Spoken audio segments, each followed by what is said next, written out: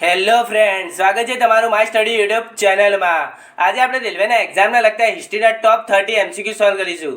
તો શરૂઆત કરીએ પ્રથમ પ્રશ્નથી। હડપ્પા સભ્યતાના કયા સ્થળને વનોનો પ્રદેશ કહેવામાં આવે છે? ધોળાવીરાને, બનાવલીને, લોથલને કે કાલીબંગાને? તો સાચો જવાબ છે બનાવલીને વનોનો પ્રદેશ તરીકે ઓળખવામાં આવે છે। કયા સ્થળેથી 12 રાશિના પ્રતીકો મળી આવ્યા છે? લોથલ, રાખીગઢી, ધોળાવીરા કે કાલીબંગાન? કયા સ્થળેથી 12 રાશિના પ્રતીકો મળી આવ્યા છે? તો સાચો જવાબ છે ધોળાવીરામાંથી 12 રાશિના પ્રતીકો મળી આવ્યા છે। ઉત્તર વૈદિક કાળનો સમયગાળો કયો હતો? ઈસવીસન પૂર્વ 1000 થી 600, ઈસવીસન પૂર્વ 1000 થી 200, ઈસવીસન પૂર્વ 1500 થી 1000, ઈસવીસન પૂર્વ 2000 થી 1500 વચ્ચે। ઉત્તર વૈદિક કાળનો સમયગાળો કેટલો હતો? તો સાચો જવાબ છે ઈસવીસન 1000 થી 600 ની વચ્ચે। આર્ય કઈ ભાષાનો શબ્દ છે? ઇટાલી, લેટિન, સંસ્કૃત કે ગ્રીક? આર્ય કઈ ભાષાનો શબ્દ છે? તો સાચો જવાબ છે સંસ્કૃત ભાષાનો શબ્દ છે આર્ય। બીજી બૌદ્ધ સંગીતિ ક્યાં ભરાઈ હતી? પાટલીપુત્ર, મગધ, ગાંધાર કે વૈશાલી? તો સાચો જવાબ છે વૈશાલી ખાતે બીજી બૌદ્ધ સંગીતિ ભરાઈ હતી। અને કોના સમયમાં કહે તો કાલશોકના સમયમાં। ઈરાની આક્રમણ ક્યારે થયું હતું? ઈસવીસન પૂર્વ 715માં, ઈસવીસન પૂર્વ 516માં, ઈસવીસન પૂર્વ 315માં, ઈસવીસન પૂર્વ 225માં? ઈરાની આક્રમણ ક્યારે થયું હતું? તો સાચો જવાબ છે ઈસવીસન પૂર્વ 516માં ઈરાની આક્રમણ થયું હતું। મૌર્ય વંશનો છેલ્લો શાસક બૃહદની હત્યા કોણે કરી હતી? પુષ્યમિત્ર શુંગે, ધનાનંદે, નરસિંહ વર્માને કે દંતી દુર્ગે? બૃહદની હત્યા કોણે કરી હતી? તો સાચો જવાબ છે પુષ્યમિત્ર શુંગે બૃહદની હત્યા કરી હતી અને શૃંગ વંશની સ્થાપના કરી હતી। અશોકે બૌદ્ધ ધર્મની દીક્ષા કોના પાસેથી લીધી હતી? ભદ્રબાહુ, રાધાગુપ્ત, ઉપગુપ્ત કે વસુમિત્ર? અશોકે બૌદ્ધ ધર્મની દીક્ષા કોના પાસેથી લીધી હતી? તો સાચો જવાબ છે ઉપગુપ્ત પાસેથી બૌદ્ધ ધર્મની દીક્ષા લીધી હતી। કવિ કાલિદાસ કોના રાજદરબારમાં નવરત્નમાંના એક હતા? કવિ કાલિદાસ કોના રાજદરબારમાં નવરત્નમાંના એક હતા? ચંદ્રગુપ્ત મૌર્યના, ધનાનંદના, ચંદ્રગુપ્ત બીજાના કે અશોકના?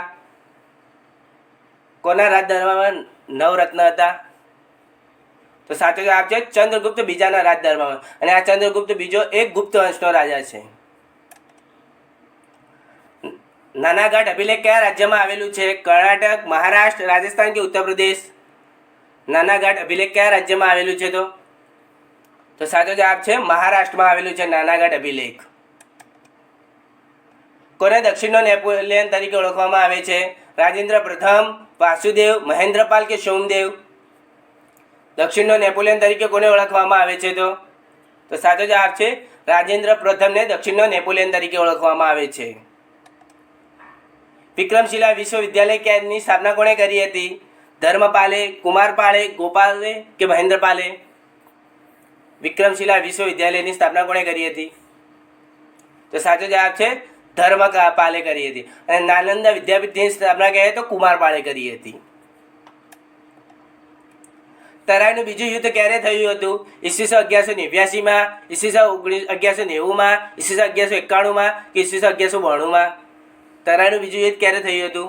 તો સાચો જવાબ છે ઈસવીસન 1192માં તરાઈનું બીજું યુદ્ધ થયું હતું। અને તરાઈનું પ્રથમ યુદ્ધ ક્યારે થયું હતું? તો ઈસવીસન 1191માં થયું હતું। ઇલ્તુત્મિશને કયા સિક્કાઓને બહાર પાડવાનો શ્રેય આપવામાં આવે છે? આહાદ સિક્કા, અરબી સિક્કા, શુદ્ધ આહાદ સિક્કા કે શુદ્ધ અરબી સિક્કા? ઇલ્તુત્મિશને કયા સિક્કાઓને બહાર પાડવાનો શ્રેય આપવામાં આવે છે?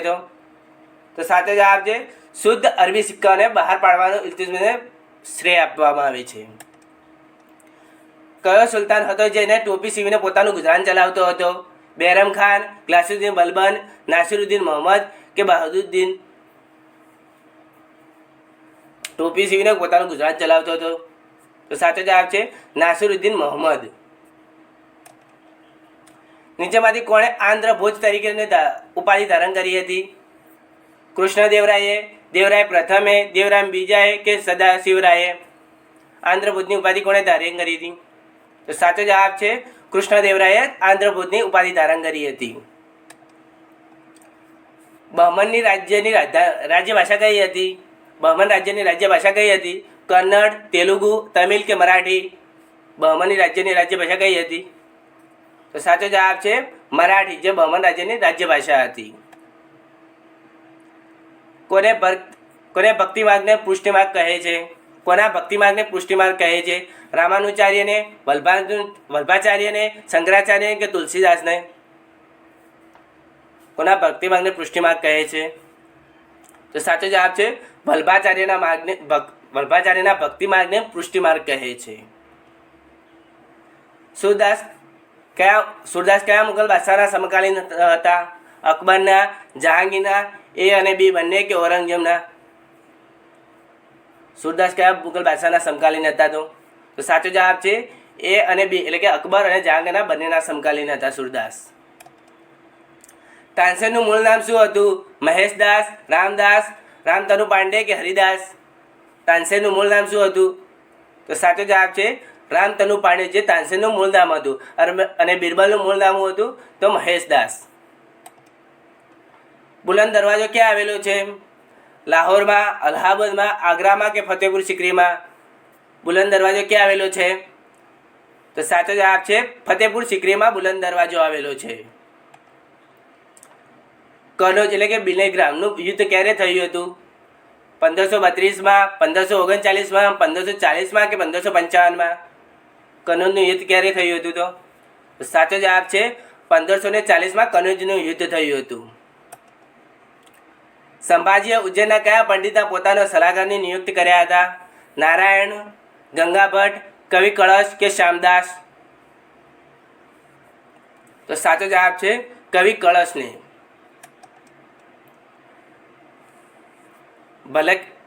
ભલકીની સંધિ ક્યારે થઈ હતી? 1752માં, 1789માં, 1757માં કે 1775માં?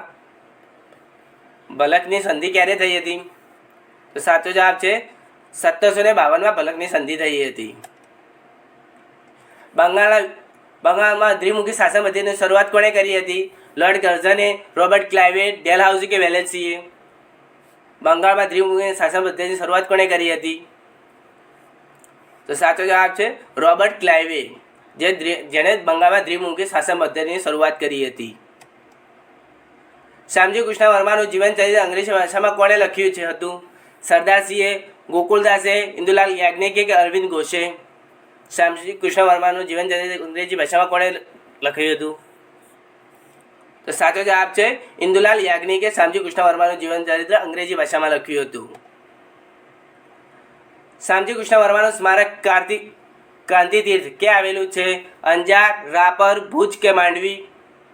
ક્રાંતિતીર્થ ક્યાં આવેલું છે? તો સાચો જવાબ છે માંડવીમાં આવેલું છે શ્યામજી કૃષ્ણનું સ્મારક ક્રાંતિતીર્થ. ગાંધીજીએ કઈ ગોળમેજી પરિષદમાં ભાગ લીધો હતો? પ્રથમ, બીજી, ત્રીજી કે એક પણ નહીં? કઈ ગોળમેજી પરિષદમાં ભાગ લીધો હતો? તો સાચો જવાબ છે બીજી ગોળમેજી પરિષદમાં ભાગ લીધો હતો ગાંધીજીએ. ચોરી ચોરા ઘટના ઉત્તર પ્રદેશના કયા જિલ્લામાં થઈ હતી? ચોરી ચોરા ઘટના ઉત્તર પ્રદેશના કયા જિલ્લામાં થઈ હતી? ગોરખપુર, કાનપુર, અલ્હાબાદ કે લખનઉ? તો સાચો જવાબ છે ગોરખપુરમાં થઈ હતી ચોરા ઘટના. રોલેક્ટ એક્ટને કાળો કાયદો કોણે કહ્યો છે? સરદાર પટેલે, ગાંધીજીએ, સુભાષચંદ્ર બોઝે કે મોતીલાલ નહેરુએ? રોલેક્ટ એક્ટને કાળો કાયદો કોણે કહ્યો છે? તો સાચો જવાબ છે ગાંધીજીએ રોલેક્ટ એક્ટને કાળો કાયદો કહ્યો છે. ફ્રેન્ડ, તમને અમારો વિડીયો ગમ્યો હોય તો લાઇક, શેર એન્ડ સબસ્ક્રાઈબ કરો. મળીએ નેક્સ્ટ લેક્ચરમાં. Bye bye.